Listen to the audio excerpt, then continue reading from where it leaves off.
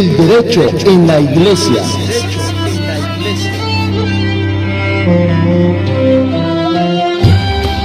Un espacio en el que profundizaremos en el conocimiento de nuestros derechos y obligaciones como miembros de la iglesia.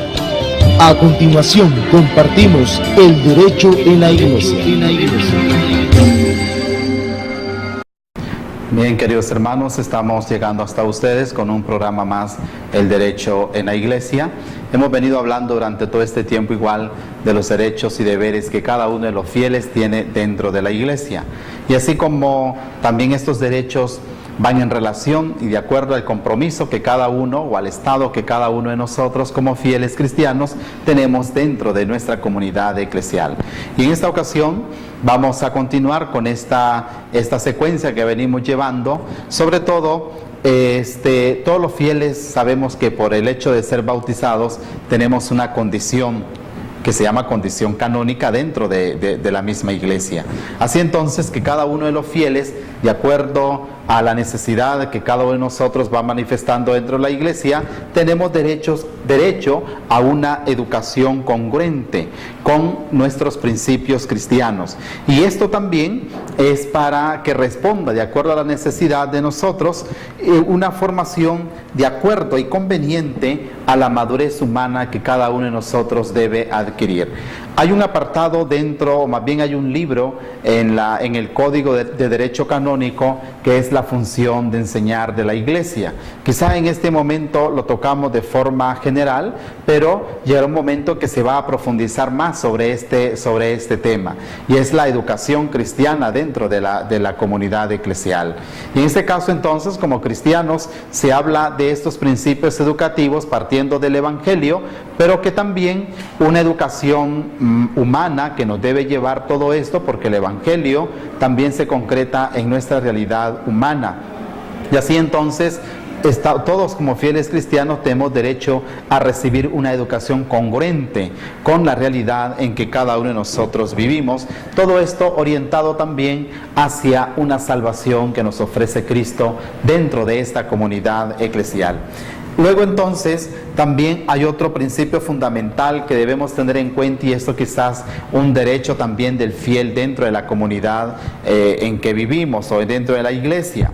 En la iglesia tenemos en cuenta también el estado de la persona. También podríamos hablar o ampliar más de esto, del estado de la persona, ya de los cánones también, 150 en adelante, donde habla el estado y la condición de la persona, de acuerdo al domicilio, de acuerdo a su situación jurídico-canónica que tiene dentro de la iglesia.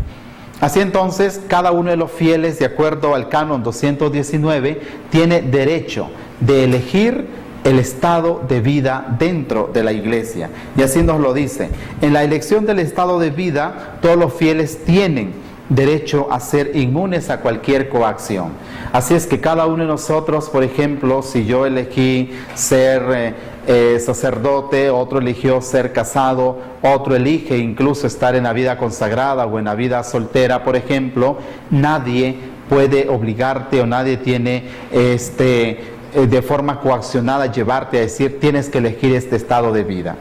Esto quiere decir también, y es muy importante tenerlo en cuenta, sobre todo cuando hay personas que están bajo la tutela de alguna persona mayor, por ejemplo los padres de familia, y a veces los padres de familia pueden influir mucho en el estado de la persona, y esto deben tenerlo muy claro, debemos tenerlo claro todos. Nadie, incluso ni tus padres de familia, pueden obligarte a que adquieras un tipo de estado de vida dentro de la iglesia, porque el cristiano es libre de tomar el estado de vida de modo que se pueda realizar como persona, de modo que también pueda vivir su fe, su dimensión de fe.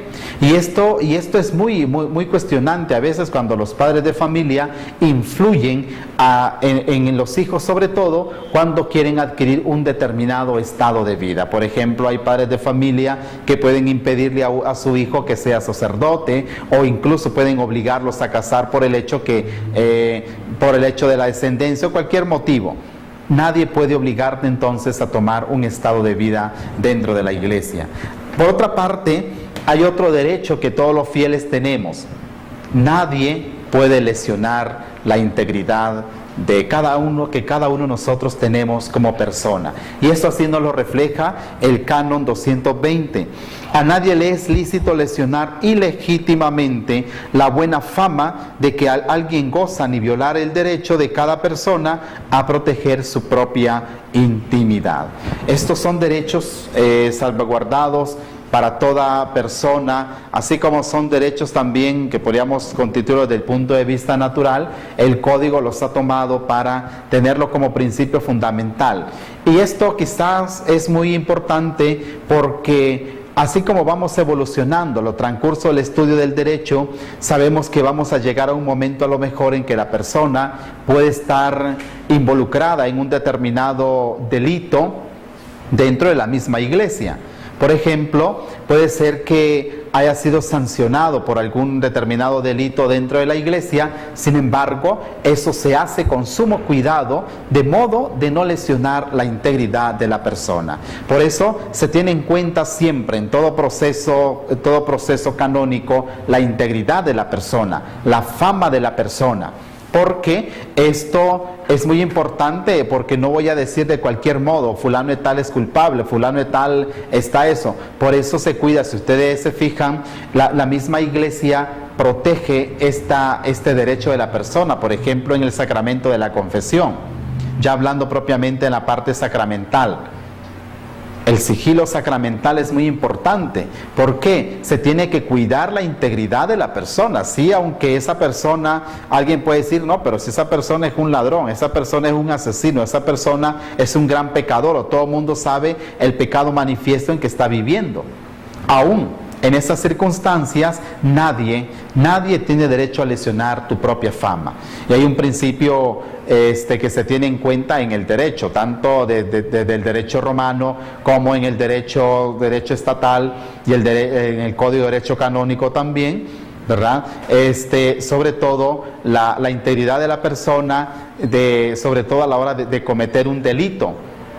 Todo mundo o toda persona es inocente, se presume inocente hasta que no se pruebe lo contrario. Eso en el campo penal procesal. Pero para tenerlo como un principio, por eso a la hora de terminar un proceso, estos elementos generales nos pueden ayudar o nos van a ayudar a la hora de decidir o determinar sobre un asunto delicado que toca a la persona. Es más, en el mismo Código de Derecho Canónico, en la parte penal, se tiene en cuenta, sobre todo cuando un delito o una determinada sanción se refiere al campo personal, cuando lesiona la integridad de la persona, hay que tratarlo con sumo cuidado. Así es que esto, sobre todo, y esto puede darse sobre todo cuando hablamos por ejemplo, en el Código Civil o Estatal, se habla de las injurias y calumnias. También en ese caso está sancionado. Por ejemplo, si yo voy a decir en un medio de comunicación o en cualquier lugar público una denuncia infundada sobre una persona, esa otra persona tiene derecho a acusarme por injurias y calumnia.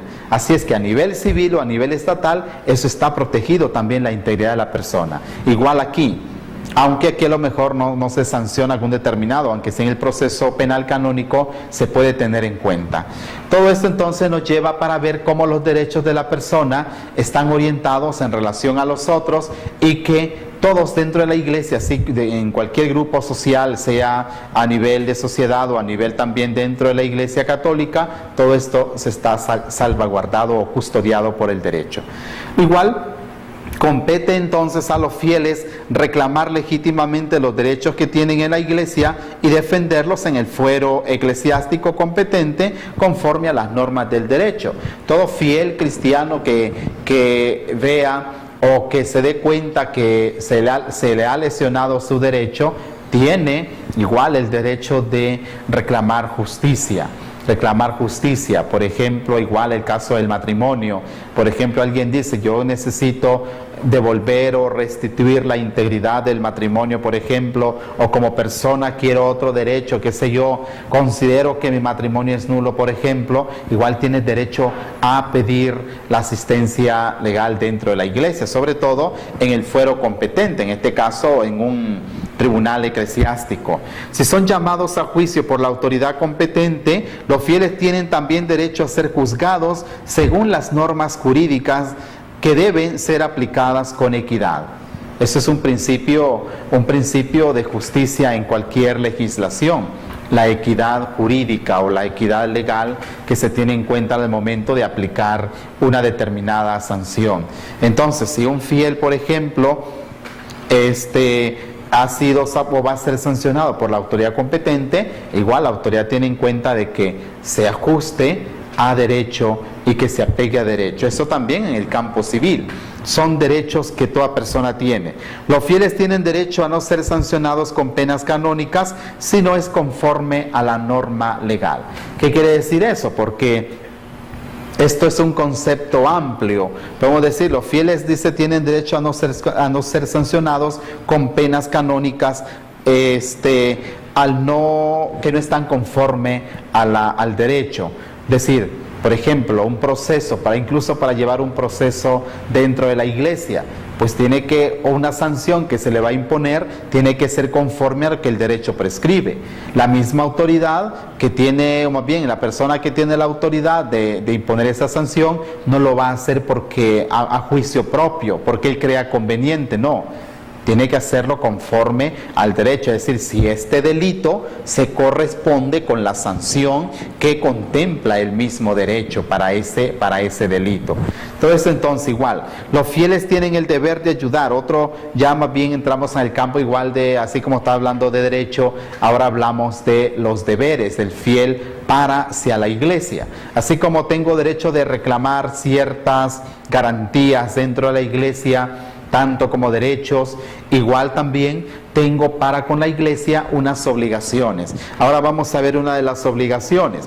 Los fieles tienen el deber de ayudar a la iglesia en sus necesidades, de modo que disponga de lo necesario para tres cosas. Tres cosas que son fundamentales comprenderlas dentro de la iglesia: para el culto divino, para las obras de apostolado y de caridad, y el conveniente sustento de los ministros de la iglesia. Son 3 o 4 razones más bien por lo que la iglesia hace uso de esos bienes que ustedes mismos fieles aportan a la iglesia. Una vez que eso entra, una vez que esa ayuda de ustedes es un bien de la iglesia. Y así como tiene derecho, obligación la iglesia de proteger esos bienes, pues también tienen que corresponder con la finalidad que cada una de esa ayuda tiene para completar sobre todo esa obra. Es decir, si ustedes dieron para un determinado fin, que eso igual se tiene también a la hora de tener en cuenta estudiar el derecho de los bienes en la iglesia. Porque toda ayuda o toda aportación económica tiene una finalidad y tiene que cumplirse esa finalidad. Así es que la aportación, ustedes hermanos fieles, tienen ese deber para con la iglesia. En fin, es una obra. El hecho de pertenencia a la iglesia tienen también un deber. Estas 3 cosas que ya les he mencionado. Tienen también el deber de promover la justicia social, así como, recordando el precepto del Señor, ayudar a los pobres con sus propios bienes. Debemos tener en cuenta que todo fiel cristiano, fieles, más bien los fieles laicos, porque podemos hablar de fieles en general, pero concretamos los fieles laicos propiamente. El fiel laico se inserta en una comunidad, en una sociedad, y el mismo derecho también reconoce esa garantía del fiel de impregnar el orden social, ya en el campo social, impregnar el orden social en vista a un bien común para todos o para la misma sociedad en el que vive. Por eso, en el ejercicio de sus derechos, tanto individualmente como unidos en asociaciones, los fieles han de tener en cuenta el bien común. Esto es muy importante, el bien común. Dentro de la comunidad eclesial, no se debe pues buscar ese bien individual. Todo va en razón. Si trabajo en bien de la justicia, si trabajo en un bien social, en una obra social, igual impregnar el orden social de buscar la paz o buscar cualquier otra realidad dentro de la iglesia, es siempre orientado al bien común. Los fieles han de tener en cuenta el bien común de la iglesia, así como también los derechos ajenos y sus deberes respecto a otros. Podemos hablar de derechos en general, igual los derechos humanos dentro de una comunidad, una determinada comunidad. Es muy importante también valorarlo a la hora de mi obligación para con los demás. Luego, compete a la autoridad eclesiástica regular en atención al bien común el ejercicio de los derechos propios de los fieles. Todos estos derechos que nosotros venimos hablando, que más bien están consignados igual en el derecho canónico, todos estos derechos no están a la deriva, no puedo inventarme yo mis propios derechos ni tampoco restringirlos para los demás, sino que todos estos están protegidos, están custodiados o regulados por la autoridad competente.